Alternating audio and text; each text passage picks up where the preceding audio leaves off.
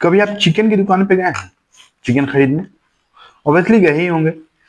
जब आप चिकन की दुकान पे जाते हैं चिकन लेने, तो एक चीज ऑब्जर्व किया होगा आपने। अगर आपने ऑब्जर्व नहीं किया है तो अब कभी अगर जाना तो इन चीजों को ऑब्जर्व करना। जब कभी आप चिकन वाले को ये कहते हैं कि मुझे चिकन चाहिए, चिकन का डिमांड करते हैं, तो वो क्या करता है कि पिंजरे में हाथ डाल के एक मुर्गा को ऐसे बाहर निकालता है और उसको दबा करके पीस करके आपको दे देता है। लेकिन ठीक उसी वक्त आप एक चीज देखना कि जिस वक्त वो एक मुर्गा को पकड़ के बाहर निकालता है पिंजरे से, उस वक्त पिंजरे में जितने मुर्गे होते हैं वो ऐसे करके गर्दन उठाएंगे और कौं कौं कौं कौं कौं कौं कौं कौं करते हुए, मुंह चिल्लाते हुए मुंह नीचे झुका के फिर से दाना चुगने लग जाते हैं। उनको ये लगता है कि अभी उनका नंबर नहीं आया, वो बच गए, वो बचे हुए हैं। लेकिन दरअसल वो ये चीज उनको नहीं पता, उस चीज बाकी के मुर्गों को नहीं पता, या वो चीज ये भूल जाते हैं कि बचेगा इनमें से कोई नहीं, नंबर उनका भी आएगा। और एक दिन ऐसा ही होता है कि सारे के सारे उसी पिंजरे में जितने मुर्गे हैं सब के सब काट दिए जाते हैं, मार दिए जाते हैं। ठीक वही हाल इस देश का है आज। हमारे देश में जब भी कोई घटना होती है या जब भी कोई इंसिडेंट होता है, जैसे किसी लड़की का रेप का हो या फिर किसी को मॉब लिंचिंग का हो, मार देना हो, तो उस वक्त हम कैंडल मार्च निकालते हैं।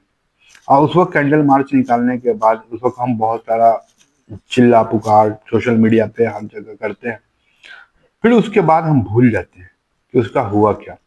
सरकार भी, पुलिस भी बहुत अच्छे से आश्वासन देती है और बोलती है कि हमने उनको पकड़ लिया है, और पकड़ के और नेता लोग आ जाते हैं और आके अपना भाषण देते हैं कि इन पे सख्त से सख्त कार्रवाई होगी। लेकिन ये रुकता नहीं है, ये चलता रहता है। क्यों? क्योंकि हमें भूलने की आदत है, हम पीछे की घटना को भूल जाते हैं। सरकार से सवाल नहीं करते, सरकार इस पे सख्त कार्रवाई नहीं करती। बहुत सारे केस में तो ऐसा है कि उनको आजाद कर दिया जाता है, जेल से छोड़ दिया जाता है। तो ये लोग जो हैं, जो मॉब लिंचिंग करते हैं, ये जो इसके ये हैं, वो पूरी तरह से अवेयर हैं और वो इस चीज से एकदम पूरी तरह से अवेयर हैं और इस चीज और वो बेखौफ हैं कि मेरा कुछ हो नहीं सकता, कोई मेरा कुछ बिगाड़ नहीं सकता, हम जिसको चाहें जहां चाहें मार दें। तो ठीक इसी तरह इस देश में भी मॉब लिंचिंग एक के बाद दो, दो के बाद तीन कंटिन्यू चलती रहती है।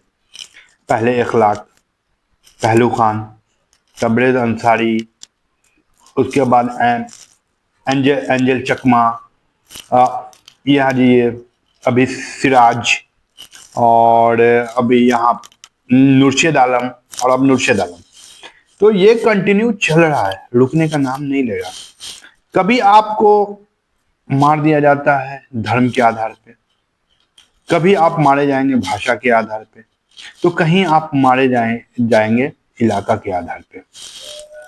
कभी कश्मीरी को दिल्ली में मार दिया जाता है, तो यूपी बिहार वाले को महाराष्ट्र में मार दिया जाता है। बंगाली को राजस्थान में मार दिया जाता है, तो नॉर्थ ईस्ट वाले को देहरादून में मार दिया जाता है।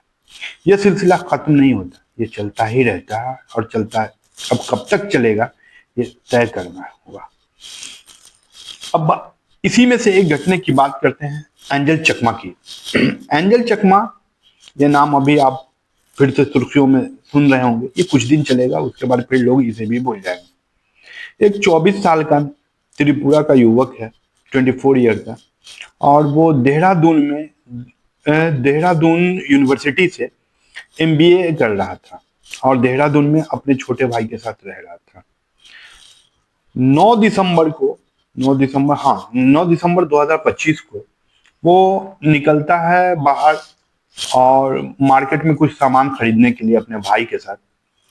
तो 6 लोगों का एक ग्रुप वहां आ जाता है और 6 लोगों का एक ग्रुप जो दारू पी के उसको चिढ़ाता है। चिंकी, मोमोज, चाइनीज, ये बोल बोल के चिढ़ाता है।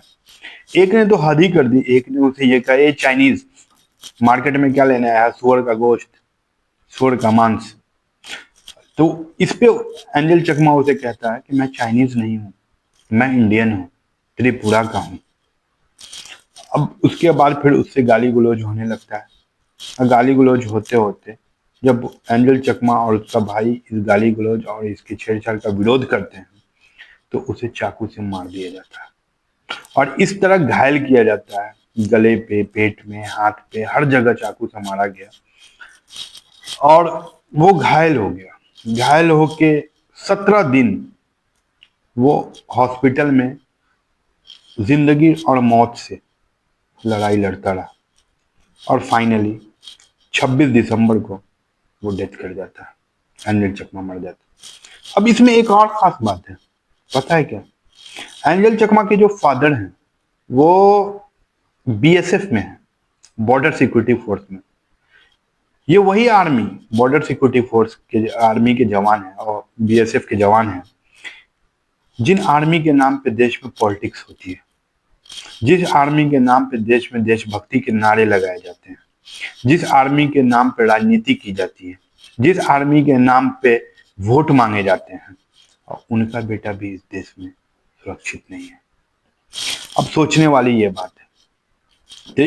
उसके बाद त्रिपुरा, देहरादून के जो उत्तराखंड के चीफ मिनिस्टर हैं, उनका उनके फादर को फोन जाता है और कहते हैं कि हमने बहुत कड़े कार्रवाई किया है और आगे भी करेंगे कड़ा कार्रवाई, और आप क्या चाहते हैं इसका। तो उनका जवाब पता है क्या होता है? उनका जवाब होता है कि बस इतना ही इंश्योर कीजिए कि आगे से कोई नॉर्थ ईस्ट वाले को इस तरह कहीं मार ना दे। तो आज आप घर से बाहर निकले तो कहाँ कौन आपको कहाँ पे मार दे ये पता नहीं। ये कहानी एक नहीं है, ये कहानी हजारों है। अभी अगर जो मॉब लिंचिंग है एक बहुत बड़ा इशू है इस देश में, और धीरे धीरे अभी एक बांग्लादेश का भी न्यूज आया। बांग्लादेश में भी अब दीपू दास की मॉब लिंचिंग हुई, जो उसने प्रॉफिट इस्लाम पे और प्रॉफिट मोहम्मद सल्लल्लाहु अलैहि वसल्लम के बारे में उल्टा बोला, सीधा बोला, आपत्तिजनक बातें बोली, उस पर मॉब लिंचिंग हो गई उसकी। मॉब लिंचिंग किसी भी हाल में कहीं भी जायज नहीं है। जो लोग भी मॉब लिंचिंग करते हैं, आपने कभी सोचा है कि आप एक इंसान को तो मार देते हैं दरिंदे बन के, लेकिन उसके पीछे उसका परिवार वैसे ही पड़ रह जाता है।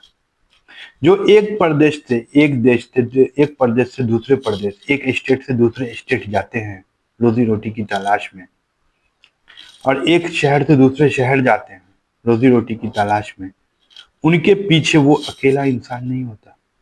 उनके पीछे उनका पूरा घर होता है, उनकी फैमिली होती है, उनके बूढ़े बाप होते हैं, बूढ़े माँ होते हैं, भाई होते हैं, बहन होते हैं, जो महीनों तक इस चीज का इंतजार करते हैं कि 1 महीने के बाद जब उनको तनख्वाह मिलेगी, सैलरी आएगी, तो वो यहाँ भेजेगा, तब वो यहाँ लोग खाना खाएंगे। वो आपके लिए सिर्फ एक इंसान है, लेकिन वो अपने घर का हीरो। उस एक इंसान को मार के आपने पूरी फैमिली को तबाह कर दिया। अभी जो जिस बांग्लादेश की बात करें, बांग्लादेश में दीपू दास की लिंचिंग हुई है, उसके पीछे उसकी 3 बेटी है, एक बीवी है। अब उसका पालन पोषण कौन करेगा? इसी तरह अभी एक कहानी हाल ही में हुई है बिहार में। बिहार के मुर्शिद आलम का मॉब लिंचिंग किया गया। वो बेचारा, वो सुपौल का रहने वाला है, एक लेबर कैटेगरी का इंसान है, और सुपौल से मधुबनी, बिहार की ही एक शहर, बिहार का ही एक शहर है मधुबनी, वहां अपने और अपने परिवार के पेट बुझाने के लालच में वहां गया था। पर उसे के पेट की आग बुझाने के लिए गया था, और उसे क्या पता था कि वहां नफरत की आग उसका इंतजार कर रही है। 29 दिसंबर को जब वो दुकान पे सामान लेने गया, जो उसकी जबानी है कि सामान लेने गया, तो वहां एक लड़का उसे बोलता है, मिलता है, अब बोलता है कि तू जय श्री राम बोल, भारत माता की जय बोल, वंदे मातरम बोल, और उसको उसके साथ हाथापाई होती है। फिर वो अपनी जान बचाने के लिए जय श्री राम, वंदे मातरम, भारत माता की जय बोलता है, बोल लेता है, और किसी तरह वहां से निकल के अपने घर आता है। 30 दिसंबर को 4-5 लड़के उसके घर चले जाते हैं, उसे वहां से खींच के लाते हैं, अब बोलते हैं कि तू बांग्लादेशी है, और इस तरह उसकी बेरहमी से पिटाई की जाती है। अब पिटाई करने के बाद जो उसकी जबानी की, उसे काली माता के मंदिर में ले जाया जाता है और कहा जाता है कि यहाँ पे काली माता के मंदिर पे तुझे चढ़ा देंगे, तू बांग्लादेशी है। ये फैसला सरकार करेगी कि अब रोड पे चलता हुआ हर इंसान फैसला करेगा कि कौन बांग्लादेशी है और कौन हिंदुस्तानी है। सोचना जरूर, सोचना समझना कि हो सकता है कि अगला नंबर आपका हो या मेरा हो, किसी और का हो। लेकिन ये कब तक चलेगा? इसे कौन चला रहा है? इसे रोका क्यों नहीं जा रहा है? इस पे सख्त कार्रवाई क्यों नहीं हो रही है? क्योंकि सरकार से तब इसकी कोई उम्मीद लग नहीं रही है। क्योंकि सरकार की बात करें अगर, तो अखलाक का दादरी वाला केस में जो अखलाक का लिंचिंग हुआ था, उसके आरोपी पर से केस हटाने के लिए सरकार याचिका दी सुप्रीम कोर्ट में। सुप्रीम कोर्ट ने उसे रिजेक्ट किया है। अभी अफराजुल की बात करें, जिसको राजस्थान में काट दिया गया, काट के कुल्हाड़ी से काट के, एक जिंदा इंसान को कुल्हाड़ी से काट के और आग लगा दिया गया, आग से पेट्रोल डाल के आग जला दिया गया। और जब पुलिस ने उसे आरोपी को पकड़ के जेल में डाला, तो उसके संगठन के लोग और उस सोसाइटी के लोग उसके फैमिली के लिए चंदा इकट्ठा करने लगे। अब बाद में वो इंसान जेल से निकला, तो उसकी झांकी चलाई गई रोड पे।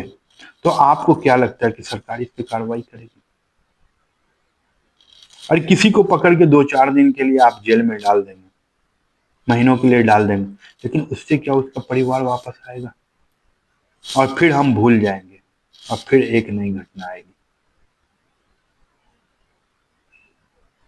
ये देश कहाँ जा रहा है, किधर जा रहा है? ये किसी के साथ, ये इंसानियत के खिलाफ है। एक और लास्ट बात मैं आपसे कहना चाहता हूं इस वीडियो में। मीडिया अक्सर यह बात कहती है कि भीड़ का कोई शक्ल नहीं होता, भीड़ का कोई चेहरा नहीं होता, लेकिन मैं कहता हूं कि भीड़ में मरने वाला, लिंचिंग में मरने वाला 95 से 99% इंसान मुसलमान होता है। क्यों? बोल सकते हैं, जय भारत बोल सकते। एक दुकान में हम गए, दुकान में कुछ सामान लेने के लिए। एक लड़का था, उसने बोला जी जय भारत माता की बोलो, जय हिंद बोलो, जय सीताराम बोलो, जय राम बोलो। हाँ बोले इतना तो हम नहीं बोल पाएंगे। हाँ ये भारत माता बोल सकते हैं, जय भारत बोल सकते हैं। हाँ। फिर कुछ नहीं बोला, वीडियो बना के वो वायरल कर दिया। फिर 1 घंटा के बाद फिर आया रूम में घुस के, तुमको उठा के लेके चले जाएंगे, तुम ये बोलो वो बोलो। फिर भी मैंने बोल दिया, धमकी दिया तो बोल दिया। फिर उस रात में रहे, सुबह काम करने के लिए गए, 1 बजे काम करने से काम करके आए लंच में, खाना खा के निकले काम में जाएंगे। दुकान में 2-3 लड़का खड़ा था, तुरंत पकड़ा हमको और सीधे बोला साला बांग्लादेशी। हाँ साला तुम बांग्लादेशी हो, अच्छा तुमको मार देंगे बोल के दोनों तरफ से खबर पकड़ के 2 आदमी ने मारने लगा। अच्छा पीछे से 1 आदमी मारने लगा। मारते मारते करीब गाँव हमको कम से कम 2-3 किलोमीटर ले, कोई हमको बचाने वाला नहीं। मतलब पूरा गांव में आपको मारते हुए ले गया? ये अच्छा। पूरा नाक मुंह से खून जा रहा था। लास्ट में वहाँ एक काली मंदिर है। अच्छा। बोलता चल साला तेरे को काली मंदिर में चढ़ा दूंगा। काली मंदिर में चढ़ा दूंगा? हाँ। फिर काली मंदिर का गेट से वापस किया। वापस करने के बाद उसका बाद में खाली जगह में वहाँ जो मतलब जो खड़ा रहे, वहाँ कुछ आदमी उतने खड़े नहीं है। एक दुकान में हम गए, दुकान में कुछ सामान लेने के लिए।